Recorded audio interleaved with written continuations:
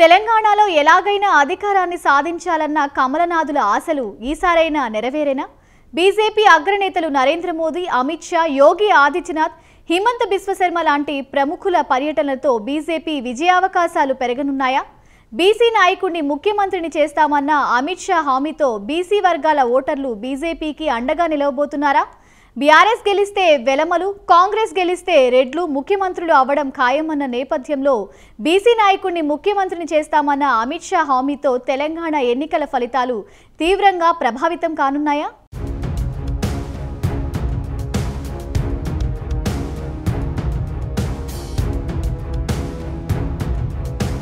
ఎన్నికల ప్రచారంలో భాగంగా తాజాగా సూర్యాపేటలో నిర్వహించిన బీజేపీ జనగర్జన సభలో కేంద్ర హోంమంత్రి అమిత్ షా పాల్గొని ప్రసంగించారు.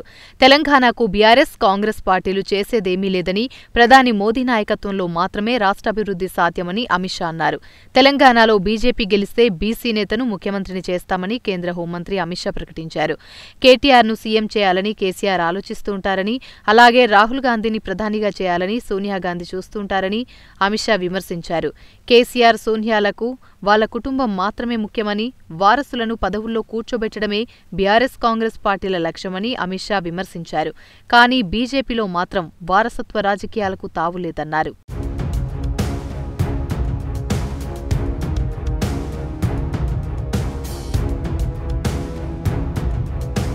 బీజేపీ మాత్రమే పేదలకు సంక్షేమం గురించి ఆలోచిస్తుందని అమిత్ షా పేర్కొన్నారు. బీఆర్ఎస్ పేదలు, దళితులకు వ్యతిరేక పార్టీ అని, కేసీఆర్ మరోసారి గెలిచిన తర్వాతైనా దళితుణ్ణి సీఎంగా చేస్తారా అని అమిత్ షా ప్రశ్నించారు. బీఆర్ఎస్ గెలిస్తే దళితుణ్ణి ముఖ్యమంత్రి చేస్తానని 2014 ఎన్నికలకు ముందు కేసీఆర్ హామీ ఇచ్చిన సంగతి అందరికీ తెలిసిందే. అలాగే దళితులకు 3 ఎకరాల భూమి ఇస్తామన్న హామీ ఏమైందో కూడా కేసీఆర్ చెప్పాలన్నారు.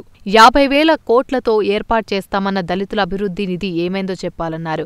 10,000 కోట్లతో బీసీ సంక్షేమ కార్యక్రమాలు చేస్తామన్న కేసీఆర్ ఏం చేశారో చెప్పాలన్నారు.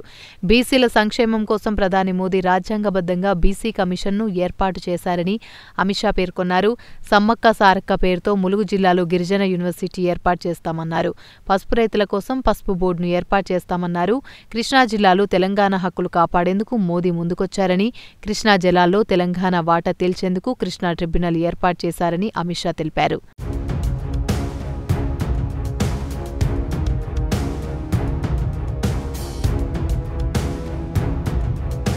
ఇదిలా ఉండగా ఎప్పటి నుంచే తెలంగాణ రాష్ట్రాన్ని హస్తగతం చేసుకోవాలని బీజేపీ అధిష్టానం పెద్దలు విశ్వ ప్రయత్నాలు చేస్తున్నారు. దక్షిణ భారతదేశంలో కర్ణాటక తర్వాత బీజేపీ బలంగా ఉన్న రాష్ట్రం తెలంగాణ. ఇక్కడ 1998 పార్లమెంట్ ఎన్నికల్లో బీజేపీ ఒంటరిగా పోటీ చేసినప్పటికీ 28% ఓట్లు, సికింద్రాబాద్, కరీంనగర్ ఎంపీ స్థానాలు గెలుచుకుని బలమైన ప్రత్యామ్నాయ శక్తిగా నిలిచింది. 1999 ఎన్నికల్లో టీడీపీతో పొత్తులు పెట్టుకోవడంతో బీజేపీ గ్రాఫ్ దారుణంగా పడిపోయింది. ఆ తర్వాత మళ్లీ 2019 ఎన్నికల్లో ఆదిలాబాద్, నిజామాబాద్, కరీంనగర్, సికింద్రాబాద్ ఎంపీ స్థానాలను గెలవడం ద్వారా తెలంగాణ రాజకీయాల్లో బీజేపీ కూడా ప్రధాన శక్తిగా మారింది. అనంతరం జరిగిన దుబ్బాక, హుజూరాబాద్ ఉప ఎన్నికలు, జీహెచ్ఎంసీ ఎన్నికల్లో ఘన విజయాలతో బీఆర్ఎస్కి ప్రధాన ప్రత్యర్థిగా బీజేపీ ఎదిగింది. కానీ కర్ణాటక ఎన్నికల్లో ఓటమి, బండి సంజయ్ని అధ్యక్ష పదవి నుంచి తొలగించడం వంటి కారణాలతో తెలంగాణలో బీజేపీ గ్రాఫ్ కొంతవరకు తగ్గిందని రాజకీయ విశ్లేషకులు అభిప్రాయపడుతున్నారు.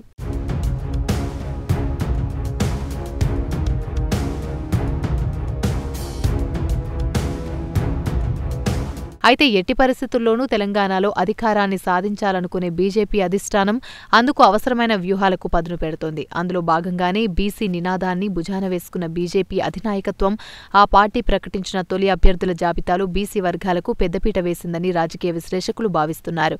ఇక మిగిలిన స్థానాల్లోనూ బీసీ వర్గాలకే అధిక ప్రాధాన్యతను కల్పించి బీసీ వర్గాల ఓట్లను గుంపగత్తుగా బీజేపీ ఖాతాలో వేసుకోవాలని ఆ పార్టీ అధిష్టానం వ్యూహాలు రచిస్తోంది.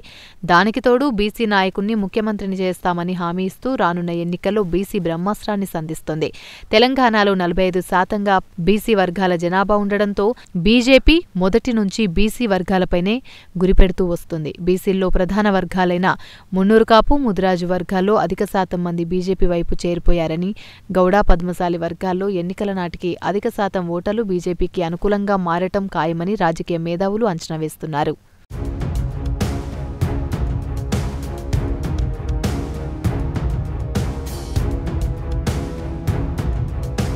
ఇక యాదవ వర్గంలో మాత్రం రాష్ట్ర జాతీయ రాజకీయాల కారణంగా మెజారిటీ ఓట్లు రావని, కానీ గణనీయమైన స్థాయిలో ఓట్లు పడటం ఖాయమని రాజకీయ మేధావులు అంచనా వేస్తున్నారు.